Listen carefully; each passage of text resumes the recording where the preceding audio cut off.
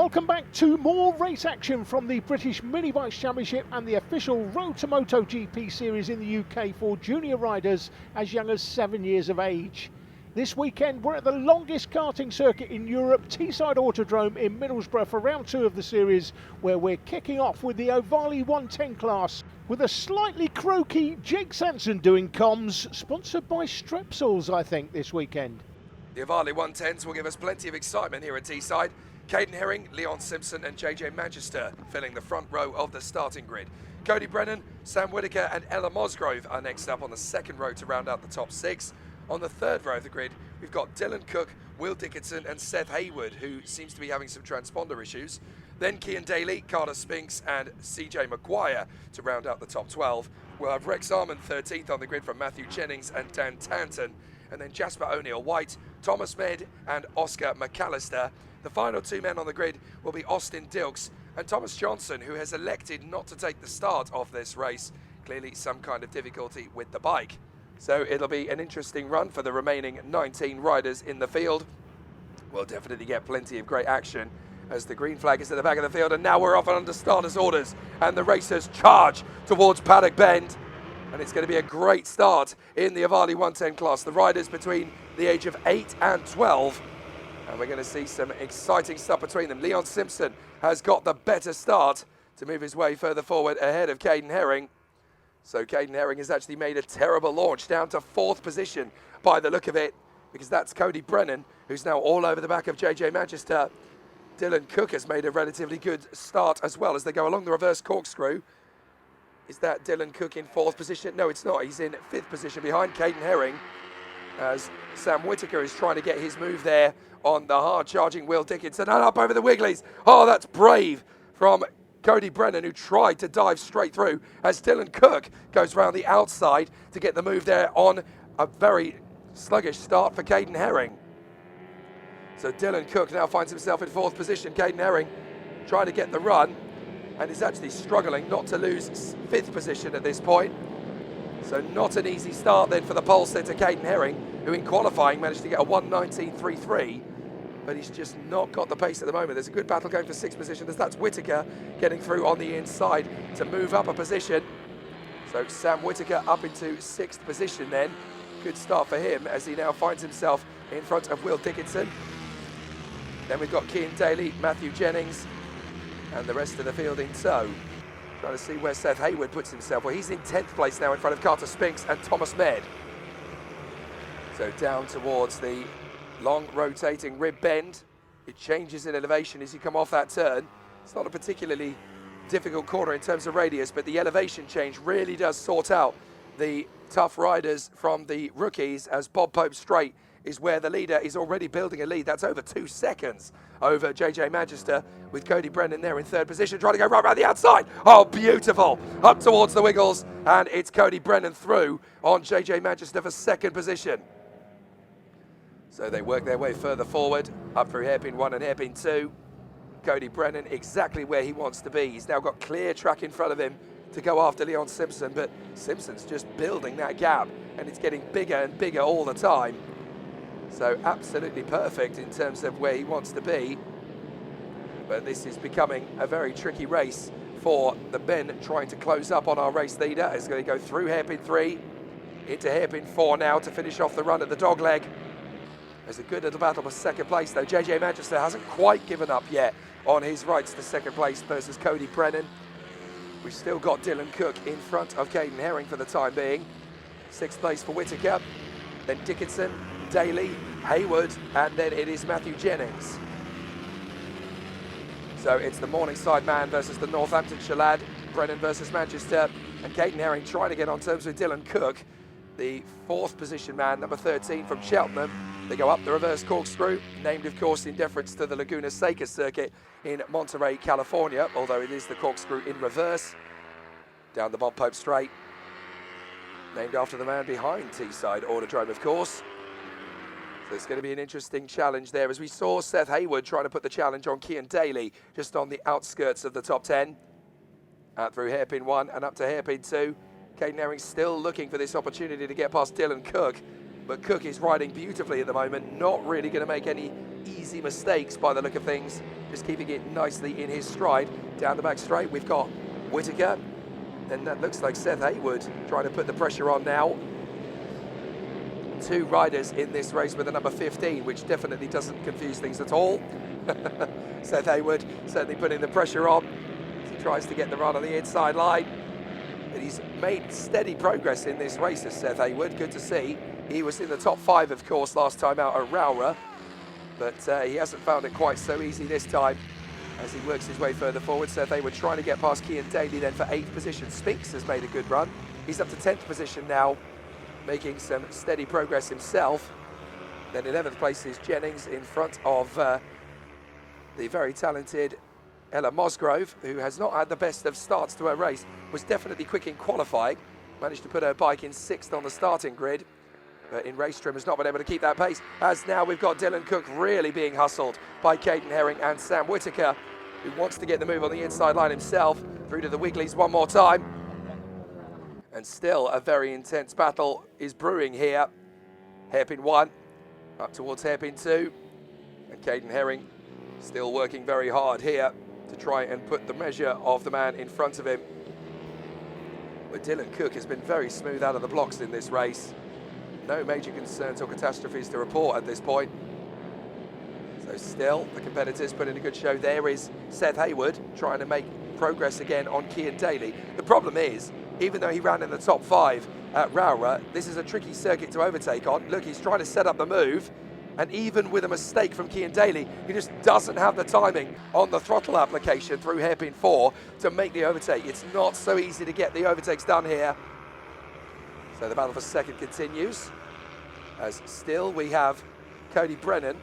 JJ Manchester has lost a bit of ground though, because Dylan Cook has been able to drop JJ Manchester. So too, by the way, has Caden Herring.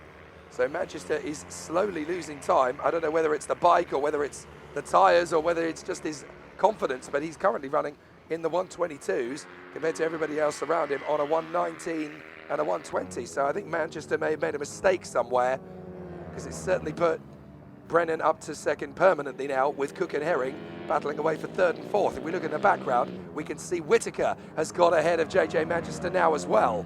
So all sorts of problems for JJ Manchester, but Caden Herring is on the warpath to try and get ahead of Dylan Cook. Cook's approaching to South Bank, a man who knows that he's under threat from Herring, protecting the inside line. So Herring has to go the long way round up to hairpin 3 and then up to hairpin 4. Is there going to be a chance again here for Caden Herring to get through into the position? It looks like Dylan Cook is making sure there's no room at the end whatsoever. He doesn't want to give away an easy overtake today.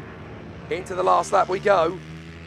And Leon Simpson's lead is over 11 seconds now over Cody Brennan. He's not losing the lead, but crucially, is Dylan Cook going to lose 3rd position to Caden Herring? Herring is really putting the pressure on him, but into Rib Bend, and Dylan Cook puts his bike in exactly the right place. All he's got to do is keep Caden Herring relatively off his guard, and through the reverse corkscrew, he positions the bike exactly where he should go. So as they go onto the Bob Pope straight once again, I don't think Caden Herring's going to have time. He may get opportunity, but only if there's a mistake from Dylan Cook. There's Sam Whittaker running in P5 as JJ Manchester continues on. Look at the comeback from Ella Mosgrove. She's having a terrific ride on the last lap, and she really seems to have found her feet once more to really work things further forward. So this is great from Ella Mosgrove. She was there behind Will Dickinson. But here comes Leon Simpson. Dominant race, checkered flag as he goes past the pits. Excellently done from Leon Simpson, and the race is his. Absolute cruise to victory in the end. Brennan will be P2, just in front of Dylan Cook, who worked very hard indeed there to keep Caden Herring at bay. Sam Whittaker is going to come forward, but that's the move from the inside from Carter Speaks on the last lap on Seth Haywood. Can't find the way on the inside line. He even puts his hand up, as there is Caden Herring at the back of the trio. Brennan, Cook and Herring. Sam Whittaker will be P5. That's Ella Mosgrove. She worked her way forward into 6th position on the last lap ahead of Dickinson and Manchester, and the top 10 is going to be rounded out by Cian Daly and Seth Haywood. Well, two classes on track at the same time. The Ohvale 110 Cup class result looks like this, with Simpson, Brennan and Herring taking the top 3. For some reason, Seth Haywood does not appear in the results of either class. MiniGP 110, the result looks like this, with Dylan Cook taking the win.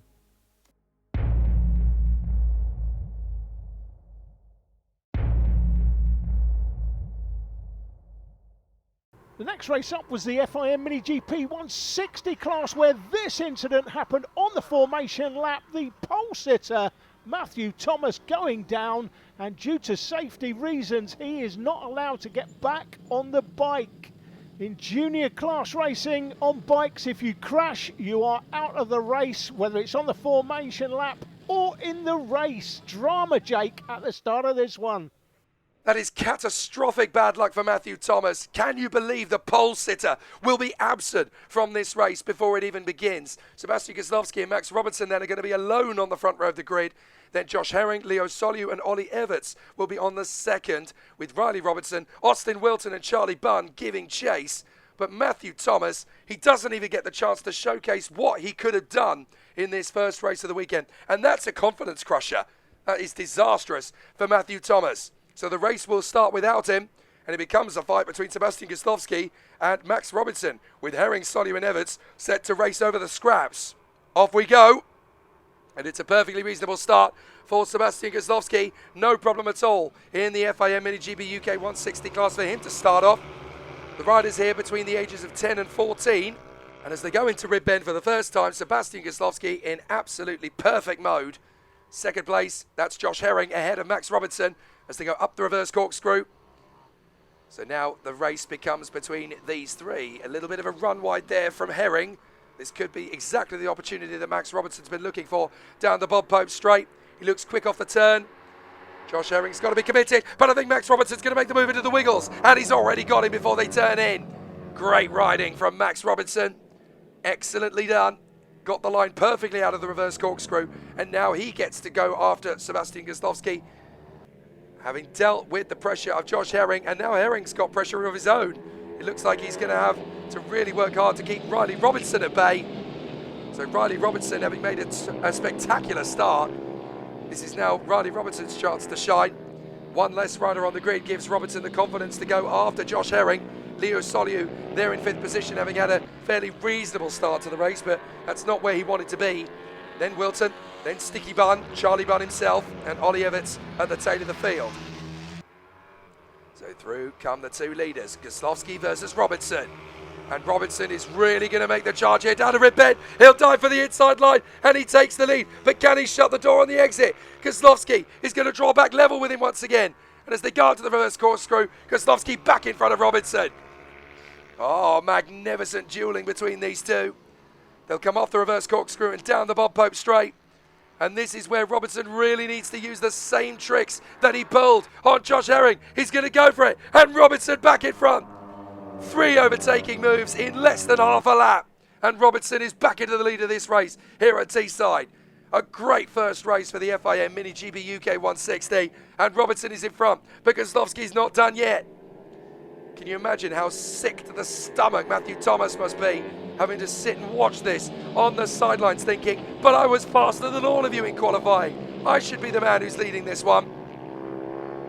So Robertson ahead of Kozlowski. Herring in 3rd, Riley Robertson in P4.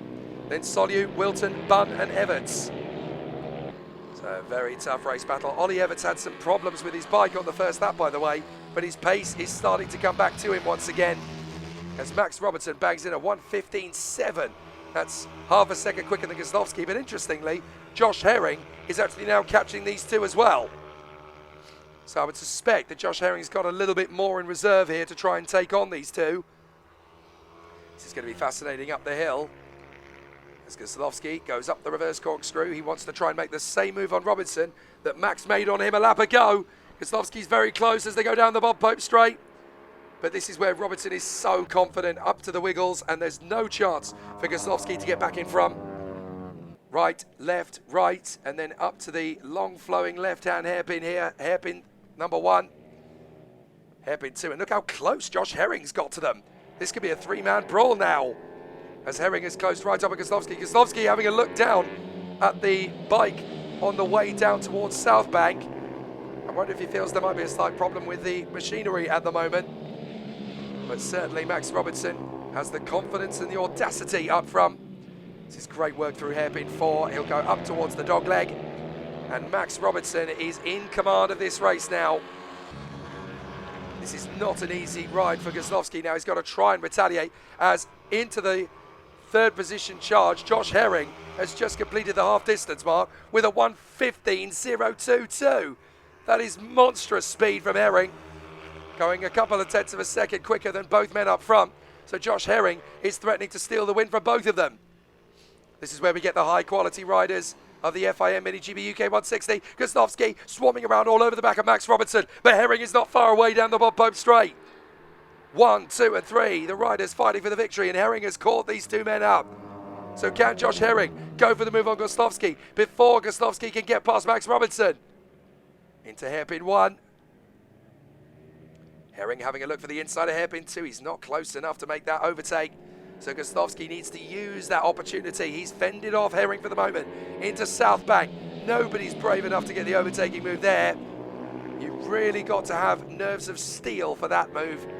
Up to hairpin 3 and hairpin 4, building back up towards the dogleg. Again, I think the next big overtaking point is going to be Rib Bend.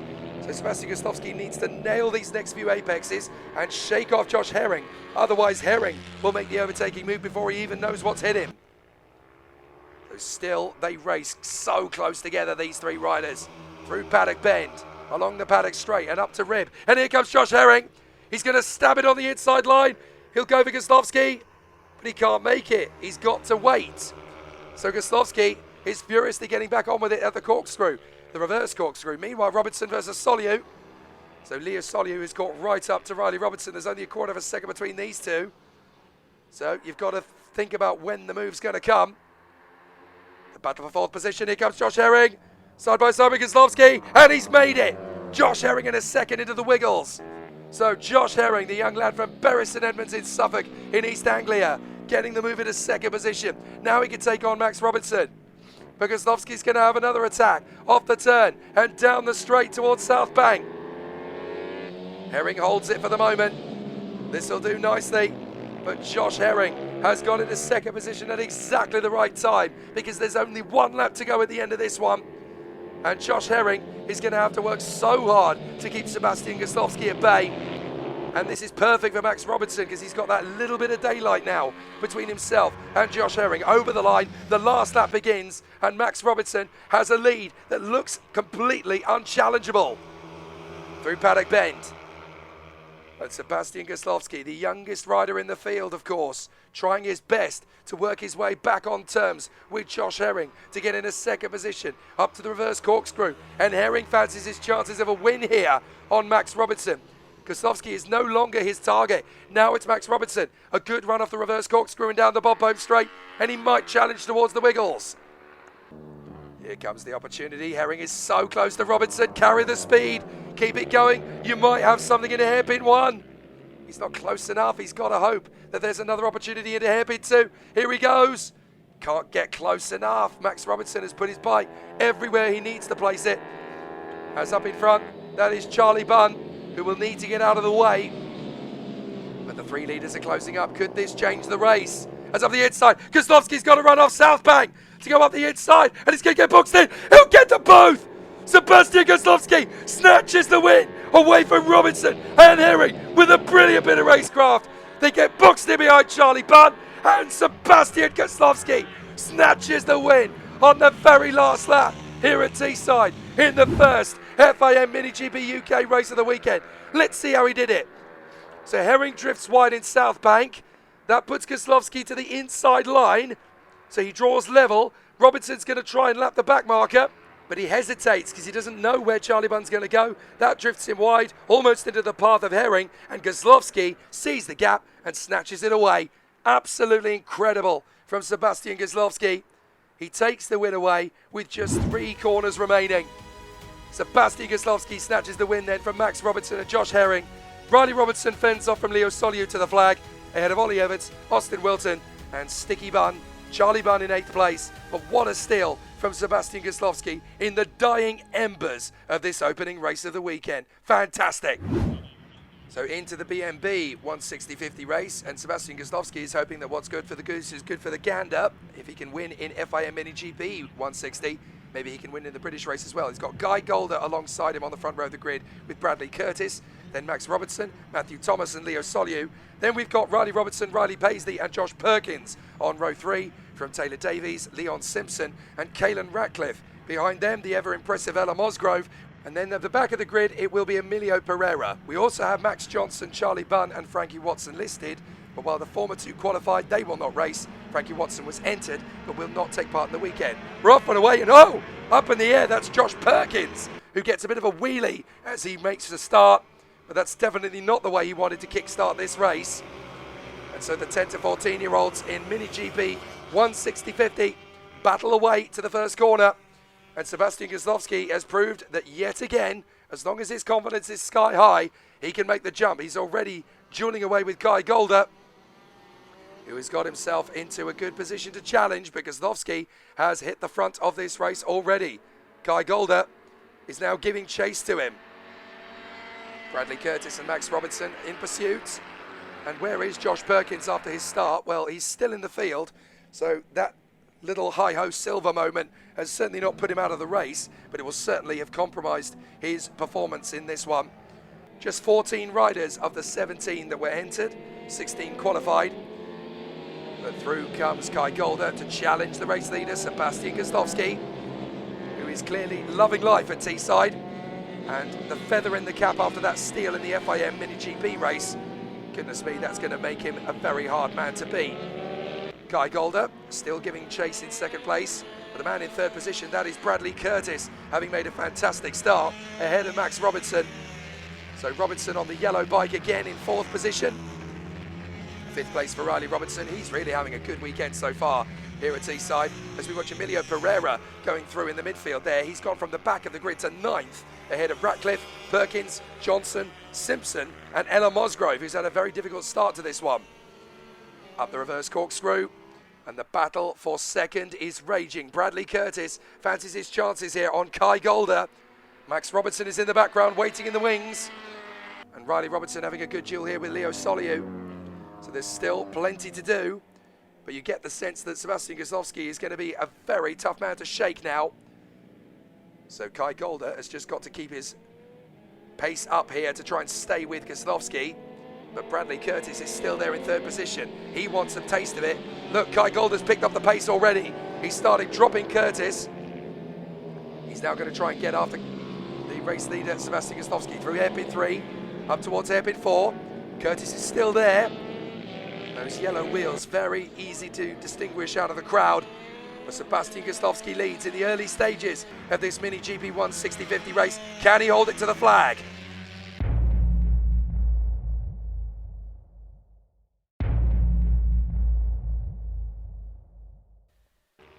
This class ultra competitive as Sebastian Kozlowski sets the fastest lap. It's a 1:14.467 for him at the lead of the race at the moment. Still early doors in this race. He's got plenty still to do, but there's a lot coming in this race. Guy Golder has still got Bradley Curtis all over him, and that's either going to be a hindrance or a motivation. Into the wiggles. Guy Golder trying to drop Curtis, but it's so easy to get that part of the course right. The wiggles are exactly that if you get it wrong on a bike. Through to hairpin 2. Onto the back straight and up towards South Bank. And look at Guy Golder. He's really got a decent run through the hairpins. Now he's going to challenge Kozlowski out through South Bank. And this is where Kozlowski's going to have to really work, as up the inside, Guy Golder is fighting. He thought he could catch Sebastian Kozlowski napping. Now he tries again in hairpin 4. He's decided, enough of this. I don't want to run in second anymore. I want to go for the victory. Through the dog leg. And Guy Golder crosses the line. Very tough racing from them at the moment. He's just done a 1:13.5, Guy Golder. So that's a very quick lap time indeed. He's really put on the pace here. Bradley Curtis is still right with them. Max Robertson is becoming an afterthought here in fourth position, ahead of Soliu, Robertson, Paisley, Davies, Ratcliffe and Emilio Pereira. Out of the reverse corkscrew, along the Bob Pope straight. And Sebastian Kozlowski has got the opportunity to stretch away, but Guy Golder's going to go for it into the wiggles. No, he can't get there. He tried his best, He backs off a little bit, but now he can try again in a hairpin one. And this time, Kai Golder snatches the lead away. But on the exit, Kozlowski is going to be working on. And that's Curtis off in the background behind them. Curtis has gone off. And so these two are left to race each other. Golder to the inside of South Bank. Kozlowski round the outside of South Bank hairpin. Perfect. Golder tried his best. Curtis went down trying to stay out of the harm's way. And so Bradley Curtis out of the race for third position. Let's see what happened. Look at Curtis. Oh, the bike just washes out from under him. So devastating for Bradley Curtis. Third position was pretty much guaranteed. And we go into the last lap. Can Kai Golder find anything more on Sebastian Kozlowski? Knowing Kai Golder's stance, he's only got about 3 chances to make this overtake on the race leader, Sebastian Kozlowski. Onto the Bob Pope straight. Pushing on the throttle, trying to get closer in the wiggles. He'll certainly not get the run into hairpin 1 or hairpin 2. But if he sorts those corners out, he might get a chance into hairpin 3. Look at how much time Golder is trying to recover under yellow flags, so he can't make the overtake, but he doesn't have to. Coming off hairpin 2, down the back straight, up towards South Bank, and he's not going to be close enough, I don't think. Kozlowski is holding the line. Unless Kozlowski makes a big mistake in the last 2 hairpin turns, I think this is all or nothing for Kai Golder now to try and challenge. But Kozlowski will have the pace, he will have the position, and as he comes out of the final turn up to the dogleg, he will have the victory. Golder tries, but it's too late. Excellent run for Sebastian Kozlowski ahead of Kai Golder. What a great duel between the two of them, all the way to the checkered flag. There's battles going on all the way down the field to try and race home. Robinson picks up third position after the fall from Bradley Curtis. Of course, in the junior categories, if you have a collision, you can't restart, and they're still racing all the way to the line here. The fight for 10th position will not cease as Josh Perkins is dueling with Emilio Pereira. Down the back straight and up towards South Bank. Perkins has got to try something special to get ahead of Emilio Pereira, though. He's put his bike exactly where he needs to be to hold on to it. So it's going to be Solu fourth across the line ahead of Riley Robinson. Then Riley Paisley, Taylor Davies. Leon Simpson will be just ahead of Caelan Ratcliffe. And then 10th position is going to be Emilio Pereira, much to the joy and euphoria of the crowd watching on the sidelines, cheering on Pereira to the line. So it is Sebastian Kozlowski who pressures Kai Golder and gets the victory. Max Robinson third ahead of Leo Solu. Robinson, Paisley, Taylor Davies ahead of Leon Simpson, then Caelan Ratcliffe, and the final top 10 place to Emilio Pereira. But you've got to feel for Bradley Curtis, a certain podium snatched away by a cruel twist of fate. Back to the Road to MotoGP, FIM MiniGP UK 190 class, sharing the grid, of course, with the MiniGP 190/70s. Wilson Dilks and Tyler Humphries along with Hudson Cooper, then Lucas King and Annabelle McCarthy ahead of William Round. The last 2 from the FIM 190 grid is Oliver Pitcher and Charlie Cunningham. They'll be together on the 3rd row of the grid. Then we've got the riders in the MGP 190/70s. That's Harry Rafferty, Travis Shaw and Harry Barrell. And then we've got John Pitcher and David Wilton, who will finish off the grid. 2 separate grids means 2 separate starts. The FIM 190s will get away first, and they are under starters' orders, and they charge for the first corner. Tyler Humphries getting the launch. We're on board with Hudson Cooper, who is ahead of Wilson Dilks. So through Paddock Bend and up towards Rip for the first time. Tyler Humphries leading the way into the tight right-hander, and that's Wilson Dilks getting up the inside of us. So Hudson Cooper down to 3rd. Wilson Dilks makes his way to 2nd place, and a big mistake from the leader, Tyler Humphries. Wilson Dilks very nearly getting his chance there through the corkscrew. And so the battle commences between Tyler Humphries and Wilson Dilks. Dilks is trying to get alongside as the MiniGP 190/70 class gets underway, and Wilson Dilks has got ahead of Tyler Humphries in the wiggles, as Humphries very nearly does that. Almost catches the curb on the inside, but Wilson Dilks took full advantage of the run of the corkscrew down the Bob Pope straight, and so Wilson Dilks leads the way here at Teesside Autodrome through South Bank. And it's Dilks, Humphries, Cooper, Lucas King in P4. So the riders work their way through on this opening lap, and look at the ferocity of Hudson Cooper trying to get back in front of Tyler Humphries. Don't you dare think you've got 2nd place sewn up. Out through the dogleg, but Wilson Dilks has got a commanding stance here. He looks really hungry too. Meanwhile, in the 190-70 race, it is Harry Rafferty who leads the way in front of Travis Shaw and Harry Barrell.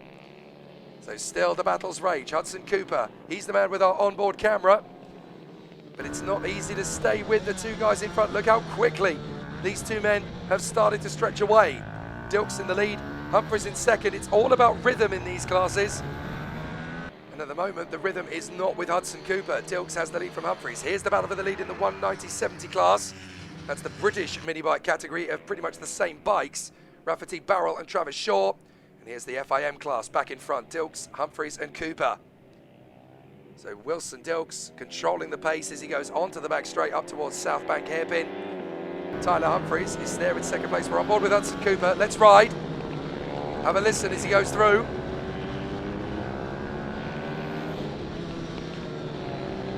This is proper great race pictures on board with Hudson Cooper. Rides the crest through hairpin 3 and hairpin 4 on the throttle.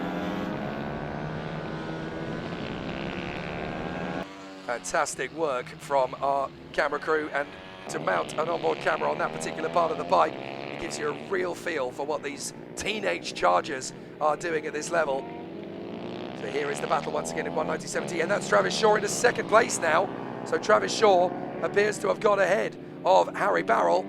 So now Harry Rafferty is in the lead, but you can sense that Barrell wants a piece of this back again. And these three riders, I have to say, are incredibly evenly matched. They've been trading fast laps through the practices and through qualifying. So it's very tough to know which of these three riders is actually going to get the victory. There's nothing in it in terms of talent. Through turn 1, Rafferty, Shaw, Barrell. Very close indeed up to Rib Bend. Always exciting when you've got two great races to watch at the same time. Travis Shaw fancying his chances on Rafferty. Can't get there at the first apex of the reverse corkscrew. It's right, left, right, and then onto the Bob Pope straight again. And this is where Harry Barrell can really start to make his bid once more. Oliver Pitcher in front in the FIM 190 class. He's a back marker. We're going to go side by side as Travis Shaw gets into the lead of the Wiggles. So Travis Shaw takes the lead, but runs wide around the outside of Pitcher and loses the lead as instantly as he takes it. And that's gone terribly wrong for Travis Shaw, who now falls to third position. So that really couldn't have gone worse. Into the lead again goes Rafferty, into second goes Barrell. So Travis Shaw holds the lead for approximately 50 metres through the Wiggles. That is so disappointing from his point of view. Down to the inside, can Barrell get back through on Rafferty? Well, very tight stuff indeed between them at the moment. As the race continues furiously between these riders. Rafferty still commanding the pace from Barrell and Shaw, but now that Shaw has had a taste of the victory, I don't think it's going to be long before he senses the chance to get back into Rib Bend. Defensive tactics from Harry Barrell, but he's going to run wide on the exit. That's going to compromise him. Travis Shaw back to the inside line into second place. Now he can set off after Harry Rafferty on the treble 1 bike. Back down to the inside for Barrell. No chance. I've got this one now, says Travis Shaw. I can see Rafferty in front. He's mine. So up to the Wiggles again. And Travis Shaw hunting down. He almost had him, actually. Just on pure pace out of the reverse corkscrew. I think Shaw felt a move might have been on there had he not quite got to the Wiggles in time to hit the brakes. So out through the back straight. So now up to South Bank. He's going to need to grab a little break here, but can continue to keep the throttle wide open through the mid-apex. And that shakes off Barrell for the moment. This is fantastic racing in this class. And up the inside, can that be a chance for Barrell? No. Travis Shaw is not going to be intimidated. He sticks to his normal line. So as the riders continue to make pressure on each other, not going to be easy to predict. Meanwhile, out in front, it is easy to predict who's going to get the FIM Road to MotoGP class victory. That is going to be Wilson Dilks. He's pulled out a decent gap on Tyler Humphries, and on the inside in the MiniGP 190 class, Travis Shaw slices to the inside in Rib Bend. Oh, masterful from Travis Shaw. Excellently timed on Rafferty. Not a lot he can do in retaliation, but that is game, set, and possibly even match for Travis Shaw, getting the move on that corner. But Rafferty wants to come back at him. He's going to have to work hard here. They've just gone past half distance in this race, so they're running out of chances. Rafferty still all over Shaw. protects nicely at hairpin 2, down the back straight up towards South Bank again. And this is where Harry Barrel can actually read the situation between these two riders and take advantage. He's going to come in quite hot through South Bank. And is there an opportunity? Not into hairpin 3. He has to roll off the power. Hopefully he gets another chance into the next apex. And oh, he almost wobbles on a stoppie there. Goodness me, Rafferty really pushing. He wants to get back on terms with Shaw and fend off from Barrel, but he's pushing himself to his limit here. Great racing at Teesside.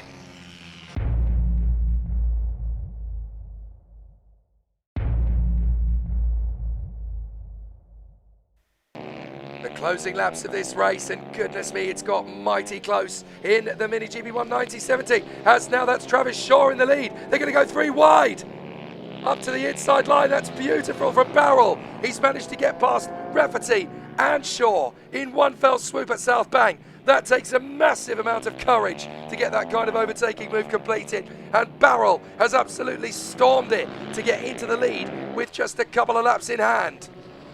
Magnificent from Barrel. So now Rafferty is close with him, and look, Travis Shaw's got a problem. Travis Shaw's pulling out. So Travis Shaw is breaking down and pulling back into the pits. A victory gone for the number 4 rider. That is devastating misfortune for Travis Shaw. He had a chance of the victory in the palm of his hand, and now it's gone. So that leaves these two, Harry Barrel and Harry Rafferty, to duel over the victory. The leader in FIM 190, Wilson Dilks, is on the final lap. These two have still got a bit of work to do because they're about a minute behind on the road. So they're still going to have another lap after this one. But a fantastic ride from Wilson Dilks. He's been absolutely euphoric in the lead. He's stretched out over 8 seconds to Tyler Humphries. This has been his race to lose. He has commanded the troops out there. Look at these two, still going at it, Barrel and Rafferty, as they continue their duel for the race victory in 190/70. It's been so close between the two riders. Through to the hairpin 3, hairpin 4, and Rafferty not quite close enough, but he's got one full lap to try and make the deadlock here on Harry Barrel. They'll go through in close proximity. William Round is the rider in front of them, but it's going to be very tight, as here comes the leader in hairpin 4. It's been absolutely perfect, as through will come the victory for Wilson Dilks. He charges to the win and he takes it in dominant style. Tyler Humphries will come through in second place. Hudson Cooper will be third, about 9 seconds further back. There is Hudson Cooper. Still the 190/70 race is battling for the lead, and they might be able to use William Round in front of them as a means to an end. Down the back straight, here goes Hudson Cooper, third over the line behind Tyler Humphries, and there is William Round. Now, whoever overtakes him first could end up being the winner of this race, and it's going to be Barrel. He charges forward, and that'll do nicely. But now, Harry Rafferty is going to be compromised here by William Round. Round is not going to be slow.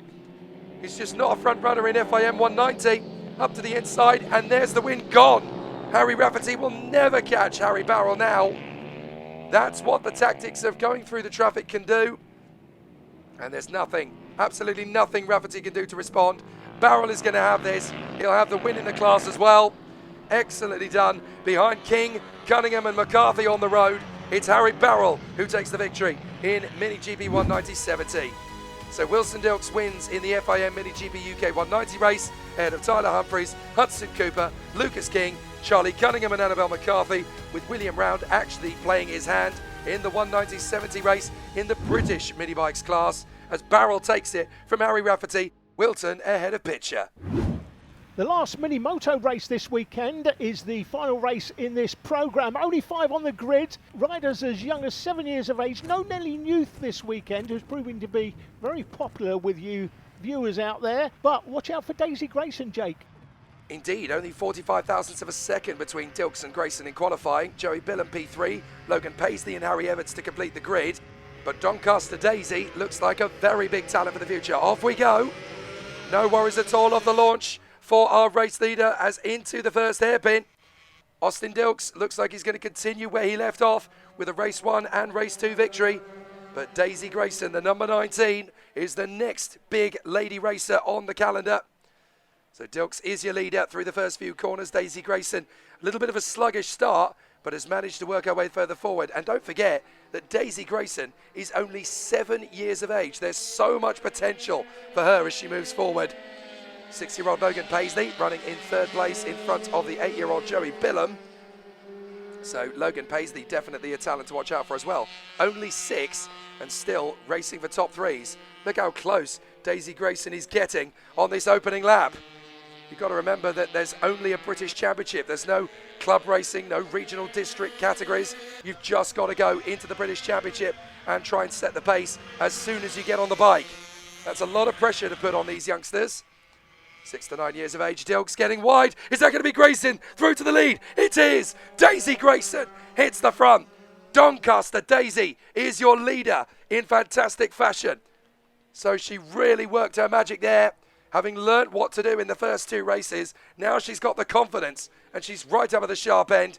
This is exactly what we wanted to see from Daisy Grayson. But Austin Dilks is going to get level again. Up to South Bank and he retakes the lead. Just a blip on the radar for Austin Dilks then. Not a catastrophe. And so Daisy Grayson is going to have to work even harder to get back on terms with Austin Dilks. But the signs for the future are good for the 7-year-old. As Austin Dilks settles himself into the run. So Austin will of course want to emulate Wilson, who got the victory in the FIM 190 race at an absolute canter. Now it's time to see if Austin can emulate Big Brother. Through the hairpin, back onto what remains of the Bob Pope straight and through the wiggles. And then up to hairpin 1. So Dilks well clear now of Daisy Grayson.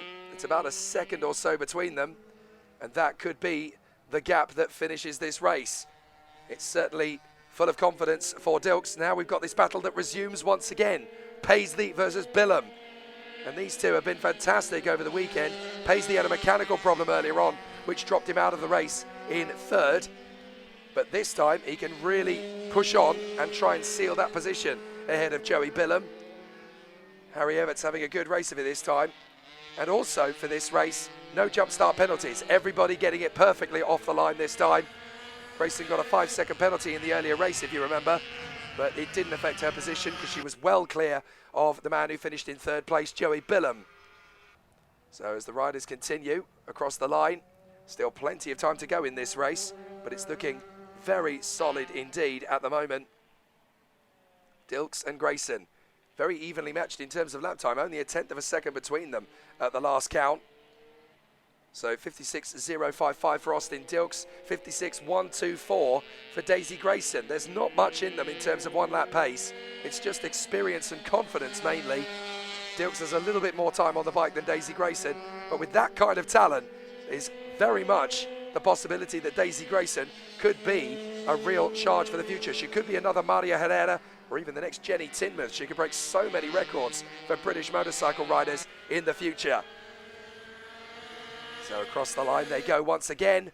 And there is your man in 3rd position. That is Joey Billam. He's got back in front of Logan Paisley again. So race 3 is playing out very much the way that race 2 did. And race 1 yesterday was of course an Austin Dilks marching band essentially. And it looks as though the youngster is going to seal the deal in all 3 races through the weekend. But Daisy Grayson definitely making headlines, staying a lot closer to Austin Dilks than in previous races. Dilks ran away and dominated in race 2. Not this time. Daisy Grayson, whatever they've done to the bike, whatever they've done to her mindset, she's much closer to Austin Dilks than she was. And this could be a race that goes down to the wire. Daisy Grayson definitely putting much more pressure on Austin Dilks in this race. And as long as she can keep the gap relatively even, there's going to be a lot more work for Austin Dilks than there is for Daisy Grayson. She can be the one chasing down the leader rather than having to make up time. Excellent work again. Up to the hairpin, Daisy Grayson tries again. This is where she got her overtaking move earlier on, but hasn't quite been able to make the move on the inside of Austin Dilks this time. So the Dilks family bandwagon is going to take an awful lot of silverware home with them, whatever happens this weekend. Both Wilson in the 190 and Austin in the Minimoto have coloured themselves in glory so far this weekend. And Austin Dilks' final race of this 2nd round of the championship looks like it's going to take him 3 trophies. He runs wide. I thought it was a mistake, but it's not. It's to get around the outside of Harry Everts. That's brave, though, to go on the outside line rather than tucking for the inside. But again, that's all confidence for Austin Dilks. He knows where he'd rather place the bike. And Daisy Grayson is still right there. This is a much better race for Daisy Grayson than we've seen in previous encounters. She is staying close and staying hungry to Austin Dilks throughout. This is excellent stuff. So Daisy Grayson just hunting down Dilks. It's very hard to look for mistakes in these races because the rider in front has all the advantage. They have the confidence, they have the rhythm, and they have the clear track in front of them. It's easy to get caught in the wash of the bike in front. And so Daisy Grayson has a hard task here. And look, Austin Dilks is actually coming off the racing line a little bit there, just to experiment a little bit with where to place the bike through South Bank. Takes a wide trajectory initially, then cuts back to the inside, then goes back out to the outside. This is a man who's got the confidence and the position on the road to give himself a little bit more time to play with. But this is so encouraging for Daisy Grayson, looking so much stronger than she has been in previous weeks. And this is exactly what we wanted to see. Nellie Newth is a bit of a firecracker in this category, and Daisy Grayson is yet another. Into the last lap we go. And Dilks is your leader, but Daisy Grayson is still right there. The pace has been very convincing. 55.947 for Austin Dilks on that last lap. The fastest lap of the race so far. But a 56.124 for Daisy Grayson proves that if she can keep this mentality through the course of the season, we could see her winning quite a few races. So Austin Dilks is going to sweep past Harry Everts, who moves aside and lets Dilks, and I'm sure Daisy Grayson, go through. Indeed, Grayson makes the move on the inside line. So Austin Dilks is going to clean up with 3 wins out of 3, but the real victor in terms of the progress made this weekend is Daisy Grayson, going from several seconds back to now being within firing distance of Austin Dilks. It's a hat-trick for Dilks, and very deservedly so, but Daisy Grayson is not far away now from that first victory in the British Minibikes Minimoto Pro category. Excellent work. So Dilks takes the victory 3 times out of 3. Daisy Grayson is second, Joey Billum in third, and then Logan Paisley coming through in 4th position ahead of Harry Everts to round out a fantastic weekend for Dilks and a hat-trick of performances. But Daisy Grayson, just like Nellie Newth, is a woman with plenty of future to write coming up. Join us for the remaining races here at round 2 at Teesside of the British Minibikes Championship. That's coming your way very shortly.